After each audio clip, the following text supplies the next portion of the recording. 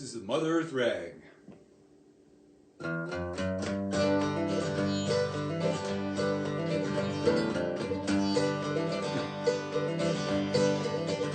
Well, there are weapons of aggression amidst the mystery of the stars.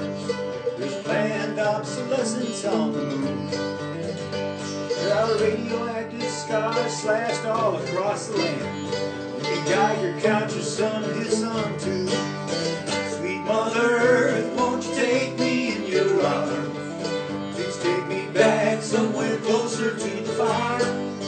Give me the words to your song, show me the steps I'll dance along. Sweet Mother Earth, won't you take me in your arms?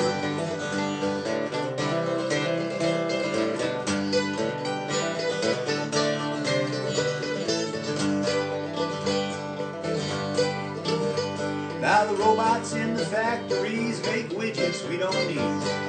Toxic leftovers go swirling down the street. And even when we don't need a thing, we sure make it to last. Super absorbent polyvinyl mountains made of trash.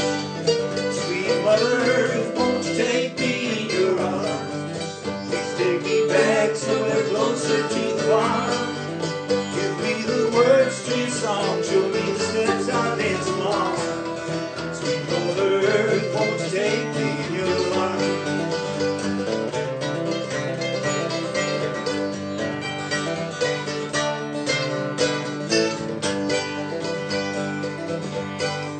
Now we can strip and pave the forest with our gold. Eliminate a species before their story's told. More power for more widgets, for more money, for more people who won't know where to go. Sweet Mother Earth, won't you take me in your arms? Please take me back somewhere closer to the farm. Give me the words to your song, show me the steps I'll dance along. Sweet Mother Earth, won't you take me in your arms?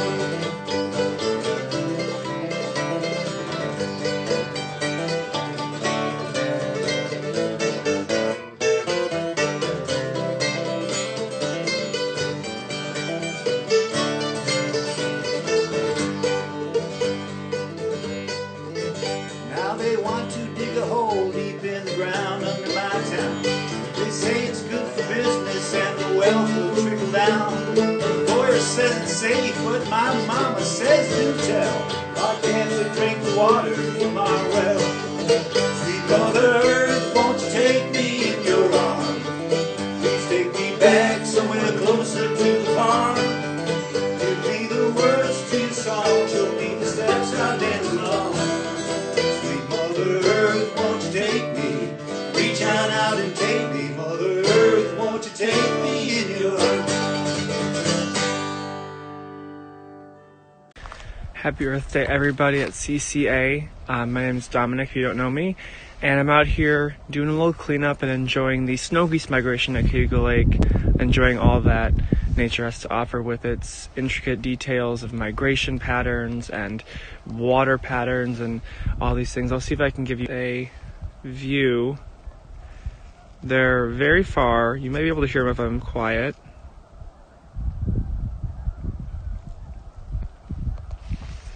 But yeah, I wish everyone a happy Earth Day, and I hope we all look forward to many years of saving all of this and appreciating all of this.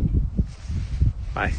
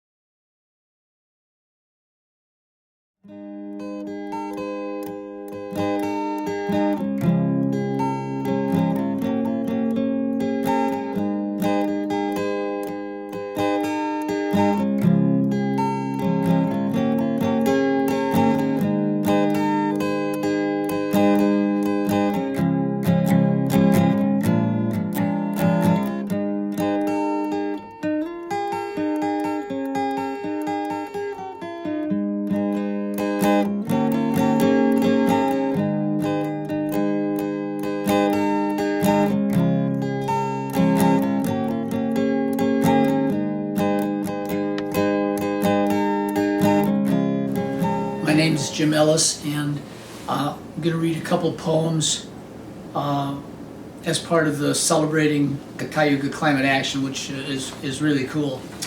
And I want to thank my friend Galinda for letting me know about this. So just two poems, and the first one is by Margaret Atwood. Let others pray for the passenger pigeon, the dodo, the whooping crane, the Eskimo. Everyone must specialize. I will confine myself to a meditation upon the giant tortoises withering finally on a remote island. I concentrate in subway stations, in parks. I can't quite see them. They move to the peripheries of my eyes. But on the last day, they will be there. Already the event, like a wave traveling, shapes vision. On the road where I stand, they will materialize, plodding past me in a straggling line, awkward without water, their small heads pondering from side to side, their useless armor, sadder than tanks in history. In their closed gaze, ocean and sunlight paralyzed, lumbering up the steps, under the archways toward the square glass altars where the brittle gods are kept, the relics of what we have destroyed, our holy and obsolete symbols. Elegy for the Giant Tortoises by Margaret Atwood. And this is a poem I wrote, and I wrote it a ways back, but it's called March 22nd, and that's what it's about. If I'm barren, it's not the end of the world. Today, the air is a saw, splitting the year in half. Emmett and I, crawling over yellow matted grass, dead man's hair, on our hands and knees stalking trout, dash of vermilion in the blue snowmelt. Emmett can't spot them yet, but we pry open weed galls, feed the tiny grubs to the stream. Here's to spring. Millions of buds in the small valley, growing erect in the morning sun.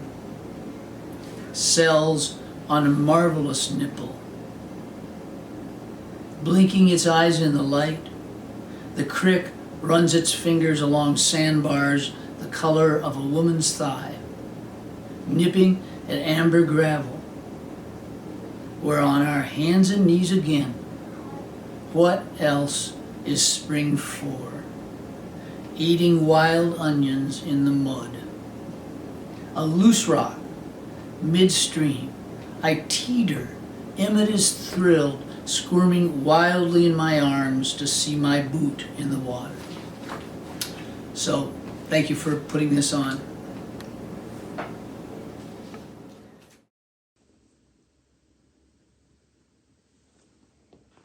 When I grow up, I want to be like Greta.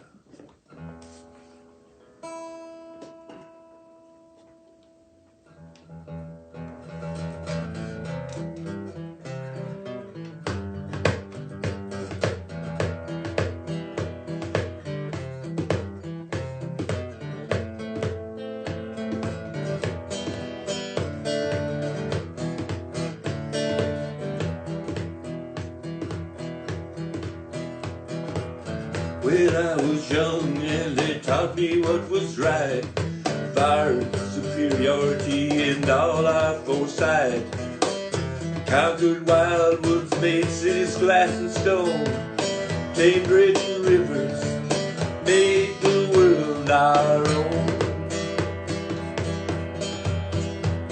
And the animals were driven from their lairs and their nests to new worlds and places to make do the best they could, and we would have killed every last one with our tracks and our guns at the edge of extinction. Who do we think we are? Well, little Greta sailed her boat across the mighty sea to tell all nations leaders what was soon to be. Stop playing games with our lives. This model has to change. To quote, you don't listen to the science because you're only interested in solutions that will enable you to carry on just like before. But those answers don't exist anymore because you did not act in time. Who do we think we are?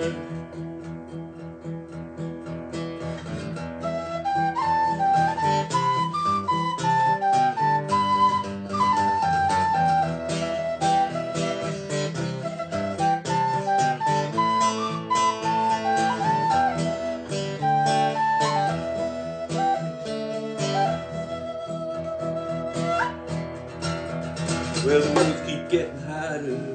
Permafrost is melting, makes it a scramble to grab on Greenland's oil.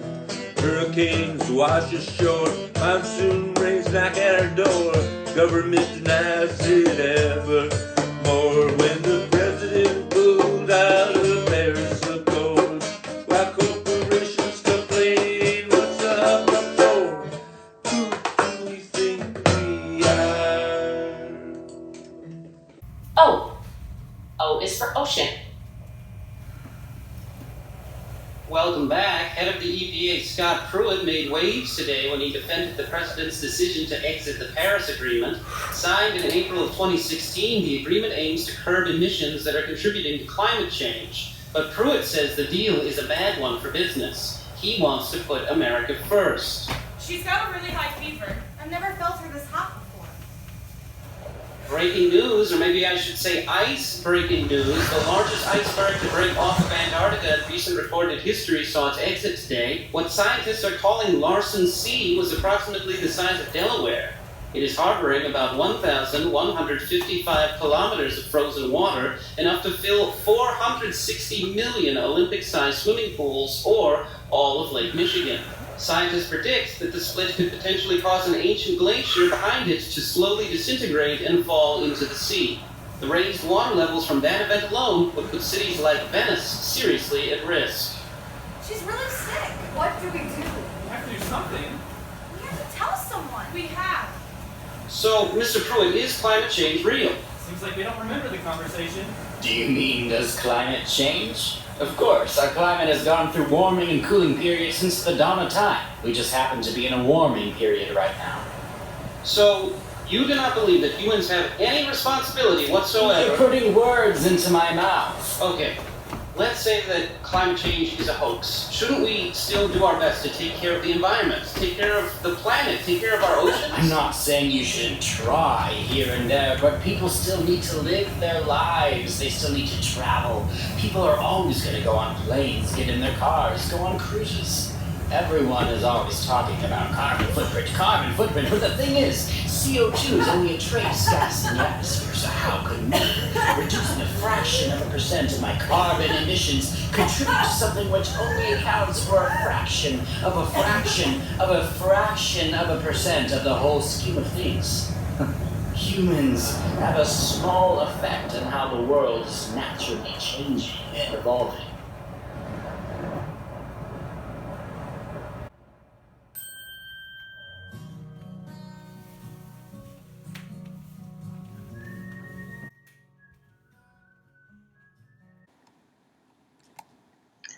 The bluster of winter, the promise of spring, the splendor of summer. All autumn will bring the music of birdsong, the lake billows foam. All speak the heart's language and say, "This is home." We are blessed to live in one of the most beautiful spots on earth. It is this realization that has brought and kept most of us here in this place. And yet, all this beauty and richness with which we are daily surrounded is threatened. Even here, the effects of climate change are felt daily. We have seen the enemy, and he is us. Every religion and code of ethics contains some form of the admonishment that from those to whom much is given, much is required. We have seen the answer, and it also is us. Indivisible Cayuga is committed to helping keep climate change from progressing beyond a climate emergency to a climate catastrophe. We will follow the science and advocate for policies that meet the scale of the crises. We will demand that our representatives support laws and regulations that science tells us are necessary to ensure a safe and healthy Earth. We will organize with local partners across the climate movement so that we take climate action that is equitable, inclusive, and puts people first. We will fight for the bold structural changes necessary to reshape our economy and reverse the climate crisis. It is simply too late for incremental change. This is our home, and we must protect it.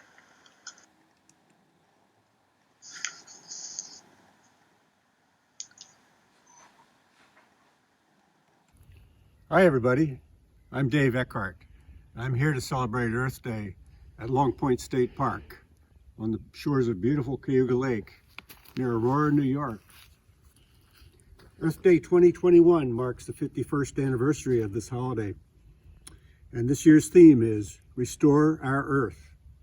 In most years, Earth Day events range from river cleanups to invasive plant removals, but with social distancing still in place this April, Earth Day has gone digital with several virtual events like environmental lectures and films. To see a catalog of the official events, visit earthday.org. However, safe social distancing doesn't mean that you can't go outside and enjoy nature with others, but do it responsibly. So what is Earth Day? The first Earth Day was held April 22nd, 1970.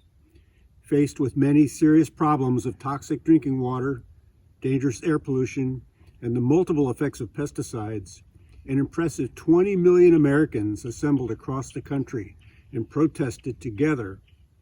This year we celebrate Earth Day on Thursday, April 22nd. It's followed closely by Arbor Day, which falls on the last Friday in April.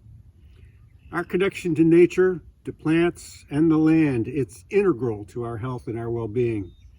Earth Day reminds us to take care of our planet.